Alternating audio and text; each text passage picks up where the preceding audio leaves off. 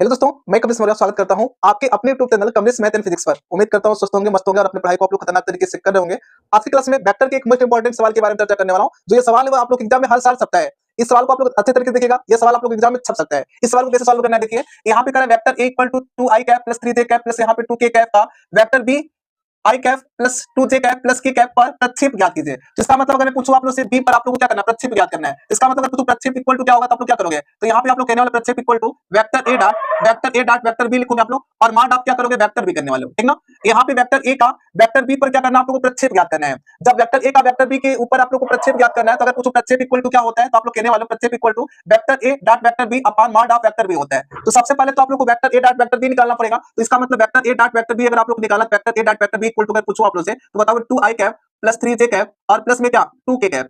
और अगर पूछो कि वेक्टर b इक्वल टू आप लोग को दिया है क्या, तो आप लोग का जवाब होगा कि i cap plus 2j cap और प्लस में क्या k कैप। इस प्रकार से आप लोग लिख सकते हो, बोलो यस सर लिख सकते हैं। Vector a dot vector b equal to अगर पूछो क्या होगा तो बताओगे i का i के साथ करोगे इसका मतलब 2 हो जाएगा, j का j के साथ करोगे इसका मतलब 6 हो जाएगा और यहाँ पे k का k के साथ करोगे इसका मतलब क्या होगा, प्लस में 2 हो जाएगा। इस प्रकार से लिख सकते हो। यहाँ पे 2 और 6 8 और 2 कितना होता है 10। इसका मतलब vector a dot vector b equal to अगर पूछो क्या होगा तो आप कहने वाले हो कि इसका मान तो 10 आने वाला है, बोलोगे यस सर आ जाएगा। अब यहाँ पे किसका मान निकालो, मार्ड ऑफ वेक्टर b का मान निकालो आप लोग। जब मार्ड ऑफ वेक्टर b का मान निकालोगे तो mod of vector b equal to अगर पूछो क्या होगा तो बताओगे अंडर रूट में, यहाँ पे देखिए यही वाला vector MARD of vector b, यहाँ वेक्टर b यही दिया है। इसका अगर मॉडुलस निकालोगे तो i कैप का गुणांक बोलो क्या, तो 1, तो 1 का स्क्वायर कर लीजिए आप लोग। j कैप का गुणांक कितना है 2, तो इसका मतलब 2 का स्क्वायर कर लीजिए आप लोग और प्लस k कैप का गुणांक कितना 1, इसका मतलब 1 का स्क्वायर कर लीजिए आप।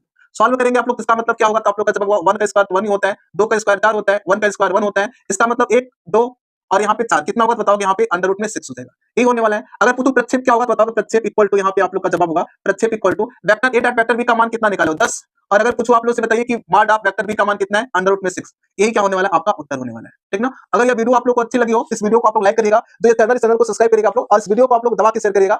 वीडियो देखने के लिए बहुत बहुत धन्यवाद।